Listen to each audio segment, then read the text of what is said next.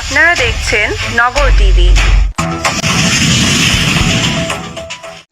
নবীনগরের সংসদ সদস্য পদপ্রার্থীর নিজ অর্থায়নে একই দিনে 3টি সফল প্রোগ্রাম অনুষ্ঠিত।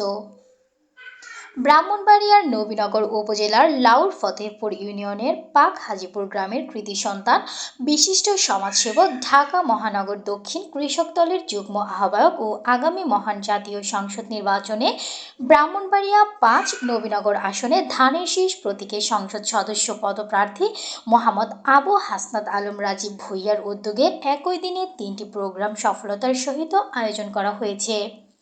2রা ফেব্রুয়ারি রোজ রবিবার সকাল 11 ঘটিকার সময় হাজিপুর ঈদগাহ মাঠ প্রাঙ্গণে বাংলাদেশের সাবেক 2বারের প্রধানমন্ত্রী বেগম খালেদা জিয়ার সুস্থতা ও রোগ মুক্তির কামনায় দোয়া মাহফিল অনুষ্ঠিত হয়।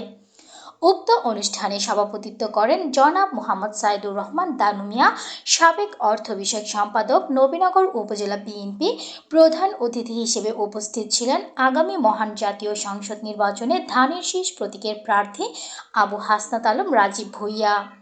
যখন আপনারা নির্বাচনে আসবেন, যখন নির্বাচিত প্রতিনিধিকে ভোট দিবেন, অবশ্যই মনে রাখবেন আপনার এলাকার জন্য কতটুকু সে করবে।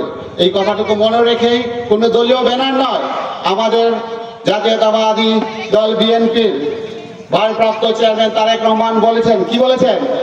আমরা যেন অবশ্যই একটি সুষ্ঠু নির্বাচনের দিকে যাই। আগামী দিনে যেন আমাদের এই নির্বাচনকে অনেক বেশি লম্বা সময়ের জন্য না করে থাকে, আমরা সেদিকে অবশ্যই প্রত্যেকটি জনগণ আমরা সেদিকে সচেষ্ট থাকব। আদারওয়াইজ অন্যথায় কি হবে, এই যে লম্বা সময়ের মধ্যে দেখা যাবে গত যেই সরকার অথবা আমাদের বিরোধী যেই দেশগুলো আছে, আমরা বলতে পারি যে ভারত সরকারের অন্যান্য দেশগুলো, তারা সেই সময়টুকুকে কাজে লাগিয়ে আমাদের দেশে একটি অশৃঙ্খলতা সৃষ্টি করতে পারে। অতএব আমরা চাই খুব অল্প সময়ের মধ্যে আমাদের নির্বাচন পরিচালিত হোক এবং নির্বাচিত সরকারের হাতে আমাদের দেশের দায়িত্ব তুলে দেওয়া হোক, এবং আমরা এটি আশা করি সেই নির্বাচিত সরকার হবে বাংলাদেশ জাতীয়তাবাদী দল বিএনপি। পরিশেষে আপনাদের সকলকে আবারও ধন্যবাদ জ্ঞাপন করে আমি আমার সংক্ষিপ্ত বক্তব্য শেষ করছি। বাংলাদেশ জিন্দাবাদ, বাংলাদেশ জাতীয়তাবাদী দল জিন্দাবাদ। অনুষ্ঠানটি কোরআন তেলাওয়াতের মধ্য দিয়ে শুরু করে এলাকার দলীয় গণ্যমান্য ব্যক্তিবর্গ ও আলেম ওলামাগণ বক্তব্য রাখেন। পরে মোনাজাতের মাধ্যমে দোয়া মাহফিলটিও শেষ হয়। দোয়া মাহফিল অনুষ্ঠান শেষে নবীনগরের প্রত্যেকটি ইউনিয়নের কয়েকটি মসজিদে নামাজের কার্পেট বিতরণ করেন। কার্পেট বিতরণের সময় গ্রামবাসী সহ সকল মসজিদের আলেম ওলামাগণ উপস্থিত ছিলেন। এই সময় প্রত্যেক মসজিদের ইমাম ও মুয়াজ্জিন উপস্থিত হয়ে রাজীব ভূঁইয়ার কাছ থেকে প্রত্যেকে যার যার কার্পেট বুঝে নেন। এদিকে রাজীব ভূঁইয়ার উদ্যোগে একটি ফ্রি মেডিকেল পুনর্বাসন ও থেরাপি ক্যাম্পের মাধ্যমে রোগীদের চিকিৎসা সেবা প্রদান করেন। এই সময় অসংখ্য সেবা প্রার্থী ফ্রি মেডিকেল সেবা গ্রহণ করে সন্তোষ প্রকাশ করেন। একদিনে 3টি প্রোগ্রাম সফল আয়োজন করে নবীনগর উপজেলায় সর্বমহলে প্রশংসিত হয়েছেন রাজীব ভূঁইয়া।